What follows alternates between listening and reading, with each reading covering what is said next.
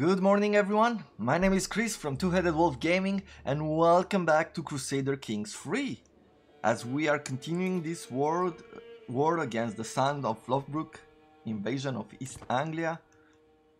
We're really working and doing our best in,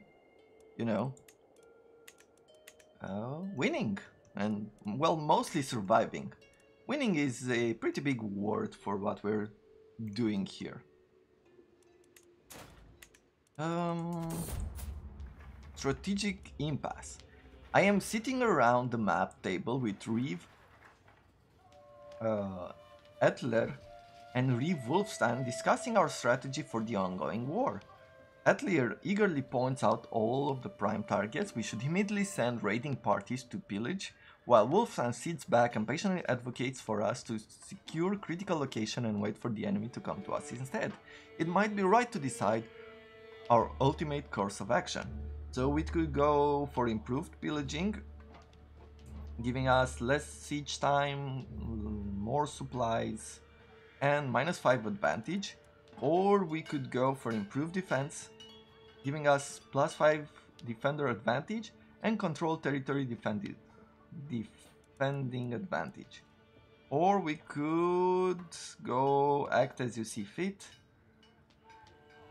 giving one guy the pillaging and the other one the improved defense. Act as you see fit.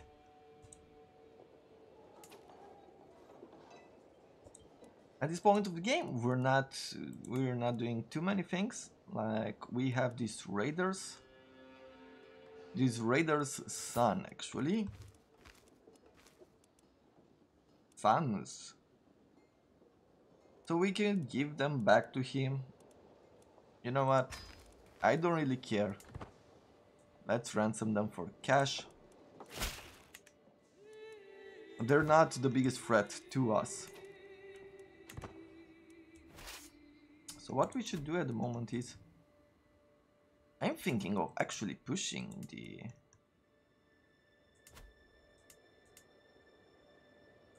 the war to him. Look, let's go there. Let's do this. I don't know how many troops he has left, but what I'm going to do is go by sea. No, actually, let's fight this battle first.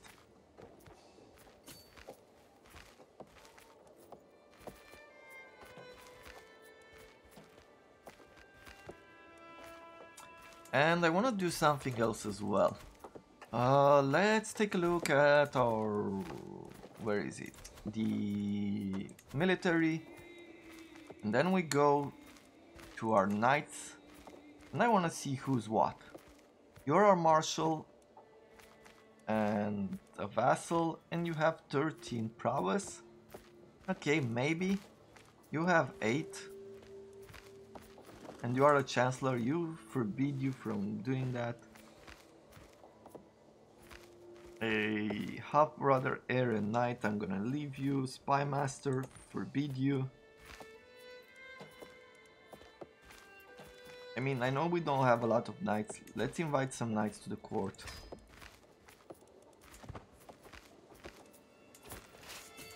But we shouldn't throw in battle people who have no use fighting, right? That would be pretty stupid on our part, as far as I'm concerned. A knight has arrived, good. Let's go to him, let's recruit him. What, their cost like 10 or something. So yeah, look, so 15 ability knight.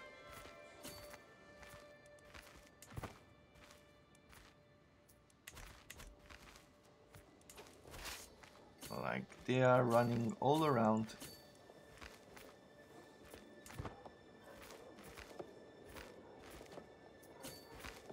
And we're gonna catch them. Sooner or later, we're gonna catch them. I do prefer fighting them here, in the hills, in the plains, than the hills. And there's nothing they can do about it right now, unless they form some sort of alliance or something. See, can we... Ooh. There is a bit of a power in assassinating him. He has a bunch of sons, though they might split their land.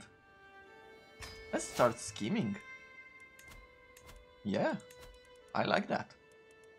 Our spy master is pretty good. Let's go support our schemes.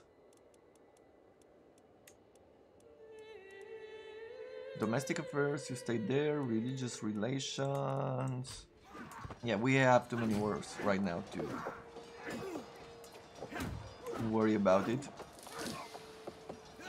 Sway, we will keep swaying here. So we're trying in about 2 years to make this happen.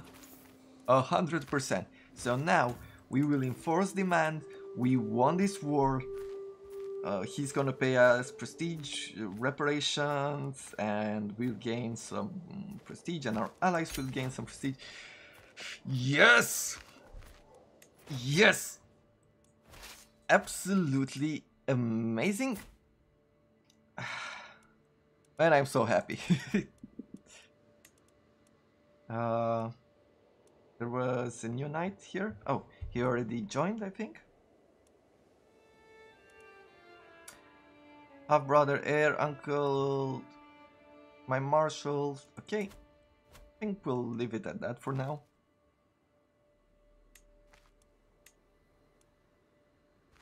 Oh, so we had that victory as soon as they joined this war. Well, I'm happy that we managed to do something else. She joined the scheme. She's greedy, she's lustful, she's ambitious. So that's why she joined the scheme too. To attack, to take the Jarl out. We're slowly working on making this happen. Nice. Enemy combatants captured. You... Let's see, where is the dungeons? Prisoners. Let's see, who's who?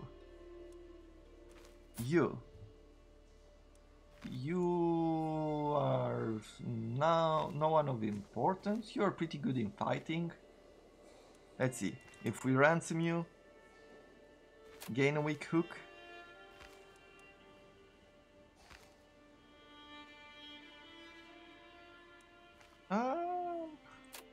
Recruiting won't help. I don't know if we wanna release him. He's pretty good in martial. He's a Catholic and a Pict. Ransoming for a favor. Huh. Okay. So we've captured some really strong guys. I don't think I'm gonna release any of them at the moment. We wanna weaken them, we wanna keep them weak, and those troops, those guys are quite strong. Let's disband our armies. Let's keep training them. Another knight came to our court, a 17 knight. Nice. We've recruited him in our army.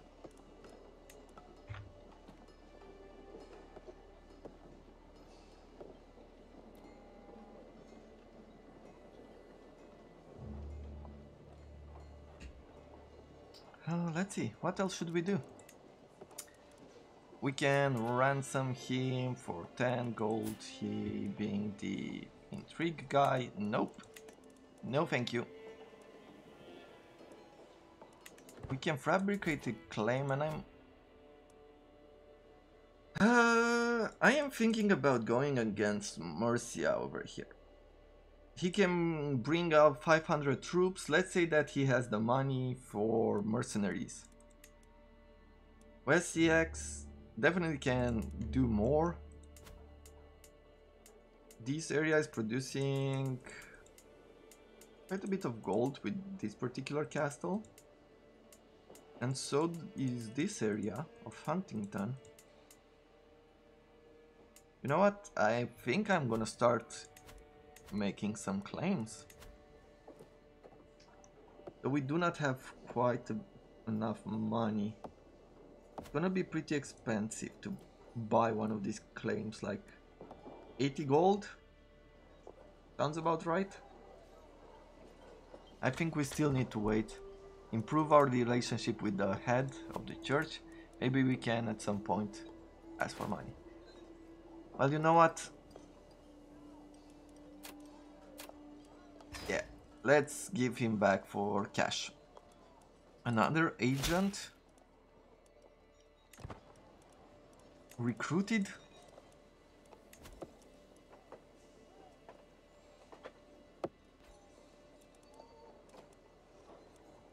A knight has arrived. Let's take a look at this knight as well.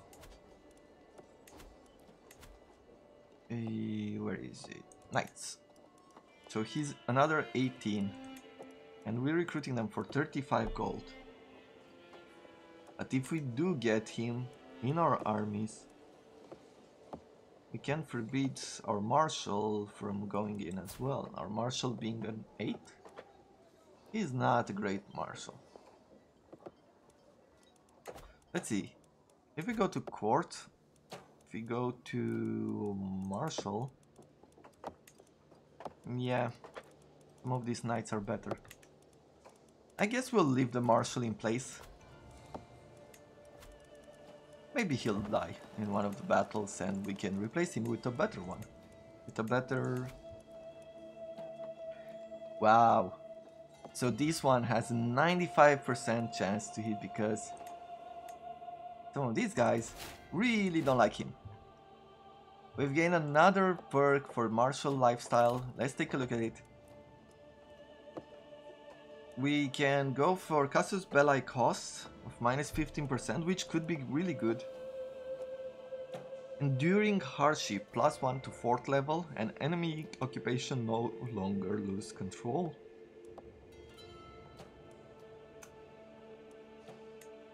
Let's go for the casus belli one.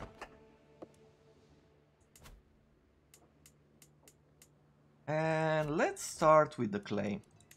Let's start fabricating.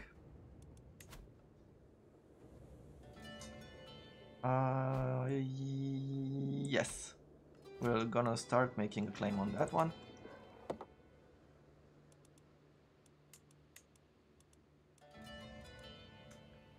They have a few wars, they're defending, they keep defending, they're bringing in mercenaries, meaning that they lose most of this gold.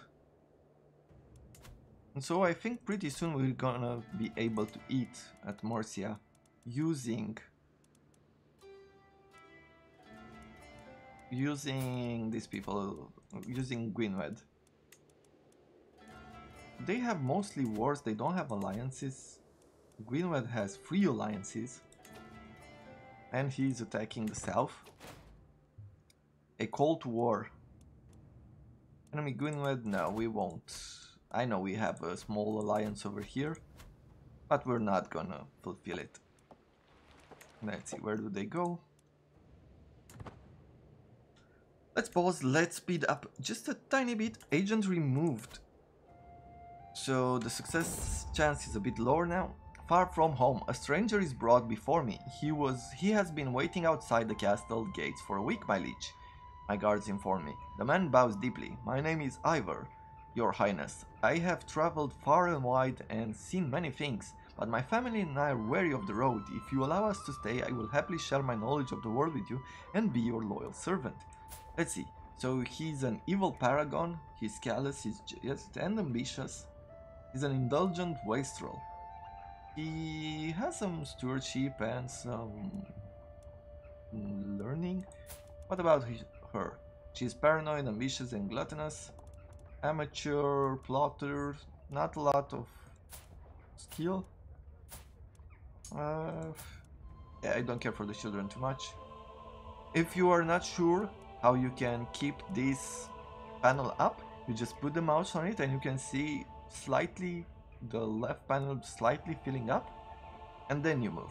when it's at the top and it has this kind of border, double border, then you can see everything. Your weak hook, so we gain a hook on him. He becomes a courtier. He gains some extra opinion and converts to Catholicism. The more the merrier, like we can just bring him in. Or we have no room for the likes of him. What were we? I tried to roleplay a little bit, let's say. We are humble, calm. We have no traits that would bring them to us. Being that they're ambitious, I don't care to have them in our court. So now what? Let's take a look.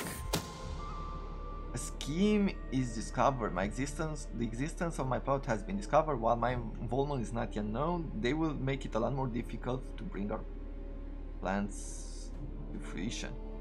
The success chance is 5% and secrecy is 20%. Curses. Being that the scheme has been exposed, we're just gonna abandon it for now. We've swayed this guy for long enough. Let's see, what else could we do? Increase opinion with a Reeve, Alfred. Alfred being... maybe we should work on our spy master. Might be a good idea to keep our spy master head. Betrothed can marry. So, now that she's come of age, at least for medieval times, we can now marry into this family. So, she's ruffled, patient, and lustful, and she's a grey eminence. Diplomacy skill +8. So now we're married. With my marriage to Petty Queen Nest, the realm expects us to throw a suitably extravagant wedding celebration. It is well within my right to collect a royal aid duty as part of this, but some may consider it tasteless to levy an extra tax during this time of jubilation. We definitely need the money. Like, I would like the prestige, don't get me wrong, but we do need the money more. Why are we losing piety? So this is our religion. Every religion has a bunch of holy sites that we could take, giving us different kind of bonuses. Like Jerusalem, they have to be controlled by a Catholic church. So we do gain these bonuses. However, we don't have Jerusalem, and we will probably go to on a crusade in the future. Every belief has certain tenets, like monasticism, so makes gluttonous a sin, makes temperate a virtue. Communion, like we can seek indulgences. Like every one of these gives us certain bonuses. There are virtues with every religion, there are sins. Like this is mostly what you expect for Christianity, right? So forgiving, compassionate, honest, temperate, and chaste is a virtue. Sins are vengeful, sadistic, deceitful, gluttonous, and lustful. And we gain a bunch of things, like we will look over religion at a slightly later date.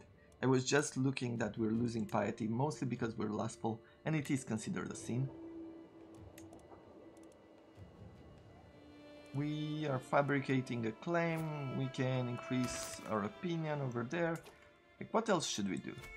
If Morcia, they do have a sign. Like, if we are going to go on a scheme to murder him, yeah, the chances of success are not that big. Neither here at the bottom. Here we've been exposed, so we don't worry about that. The Isles. What if we try to murder him? Oh. Well, let's play this game. Let's push on some schemes. Let's try our best to make it happen. The more we weaken them, the better it's gonna be for us. And we get an event from us being steward focus. The peasants in Earldom of Suffolk are in a good mood. The harvest is bountiful, the roads are safe, and the village elders are telling nonsensical stories of cows producing honey-laden milk and geese laying golden eggs. The peasants are praising me for their fortune and have sent a delegation carrying gifts. So we can accept the money. Intriguing, send soldiers to collect more gifts. They will lose 50 control, and we gain dread and 75 gold. Or no, they need their surplus more than us, giving them 10% extra growth per month and popular opinion plus 10. This is not that good for the moment. We don't have a lot of territories. Well, let's just accept their gift of 15 gold. Everything adds up. So we have someone new in our scheme. I think this is all the time we have for today. I'm gonna take a moment to think about what we might be doing next. I think we're just gonna focus on Mercia over here. But for now, I'll take a quick break, I'll fill up on coffee and come back to continue playing as our East Anglia campaign. And I have to say that at this point, this is the most success I've had so far, given all the trials that I've put last night trying to figure out if this was going to be playable for us. Thank you very much for watching. I wish you all a wonderful day and look forward to seeing you next time.